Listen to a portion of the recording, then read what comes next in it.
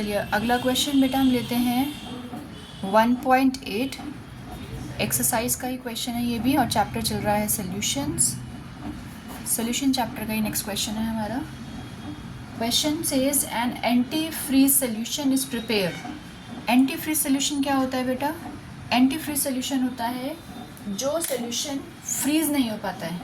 हमें पता है पानी फ्रीज होता है, लेकिन अगर हम चाहते हैं कि हमारा पानी फ्रीज ना हो सर्दियों में, तो हम क्या करते हैं उसमें, अगर उसमें हम इथाइलिन ग्लाइकॉल ऐड कर देते हैं तो बेटा वो पानी को फ्रीज़ नहीं करेगा, ठंडा हो जाएगा लेकिन वो फ्रीज़ नहीं होगा। तो ये जनरली गाड़ियों में इस्तेमाल किया जाता है। गाड़ियों में वाटर के साथ इथाइलिन ग्लाइकॉल को as a anti freeze solution की तरह यूज़ किया जाता है। जब गाड़ी हमारे ठंडे इलाके में जाती है तो वहाँ पर वो वाटर जो कार के टेम्परेचर को, रेडिएटर को कूल डाउन करने के लिए यूज़ किया जाता है एज अ वाटर, तो उसका टेम्परेचर कूल डाउन करने के लिए पानी यूज़ किया जा रहा है। लेकिन अगर सर्दियों का टाइम है तो वो पानी फ्रीज़ हो सकता है, वो पानी फ्रीज़ ना हो इसीलिए उसमें इथाइलिन ग्लाइकॉल ऐड करते हैं, है ना। इथाइलिन ग्लाइकॉल ऐड करेंगे तो पानी फ्रीज़ नहीं होगा, ठंडक ज़रूर होगा।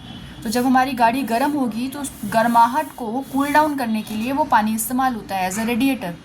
तो वो रेडिएटर हमारा फ्रीज़ ना हो इसीलिए उसमें इथाइलिन ग्लाइकॉल ऐड करते हैं जो एंटी फ्रीज सोल्यूशन होता है। तो क्वेश्चन हमारा ये कह रहा है कि एंटी फ्रीज सोल्यूशन तैयार किया गया है हमने, जिसमें हमने इथाइलिन ग्लाइकॉल लिया है। इथाइलिन ग्लाइकॉल लिया है। इथाइलिन ग्लाइकॉल का फॉर्मूला क्या होता है बेटा? C2H6O2। C2H6O2। वैसे ये क्वेश्चन में गिवन है आपको। और कितना है इसका अमाउंट? 222.6 ग्राम इथाइलिन ग्लाइकॉल है। अब यहीं से मैं इसका मोलर मास निकाल लेती हूँ पहले। तो मोलर मास क्या हो जाएगा बेटा इसका? 2 × 12 + 6 × 1 + 2 × 16। तो ये हो गया 24 + 6 + 32, और ये हो जाएगा 30 + 32 62 ग्राम पर मोल। हमारे पास इसका मोलर मास आ गया जी। ठीक है, अब हम देखते हैं हम दूसरा आगे क्या दिया हुआ है हमें। अब दिया हुआ है वाटर। अब वाटर जो है बेटा ये हमारा सॉल्वेंट है ना जी, ये हमारा सॉल्वेंट है, और इसका मास आपको दिया हुआ है, कितना दिया हुआ है? 200 ग्राम दिया हुआ है। 200 ग्राम लिख दिया हमने। आपको क्या निकालना है क्वेश्चन में? Calculate the molality.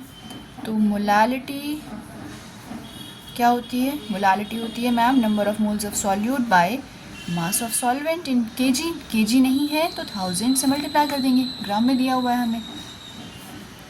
तो मोल्स देखो, मोल्स का फॉर्मूला खोलते हैं। Given mass, molar mass, mass of solvent into 1000।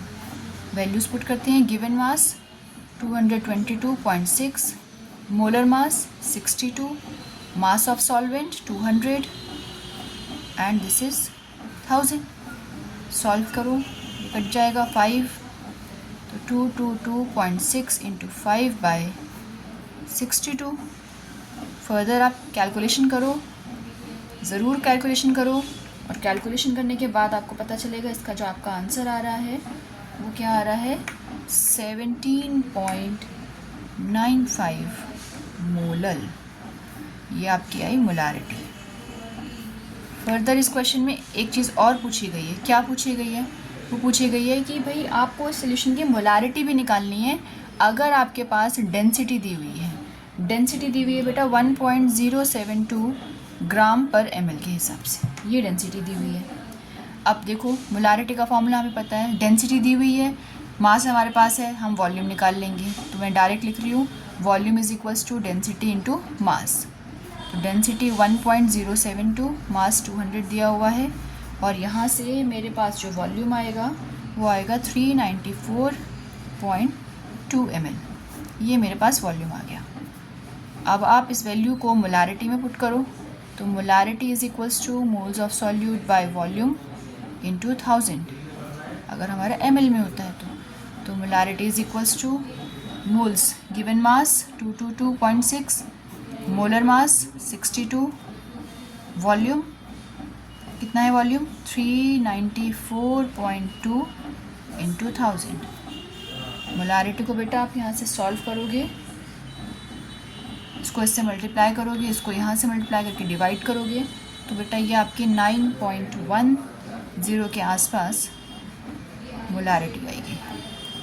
तो हमारे पास इस क्वेश्चन में, इजी क्वेश्चन है ये, इस क्वेश्चन में मोलर मास निकालेंगे, मोलारिटी अलग चलेगी, डेंसिटी से मोलारिटी अलग चलेगी। 1.8 क्वेश्चन।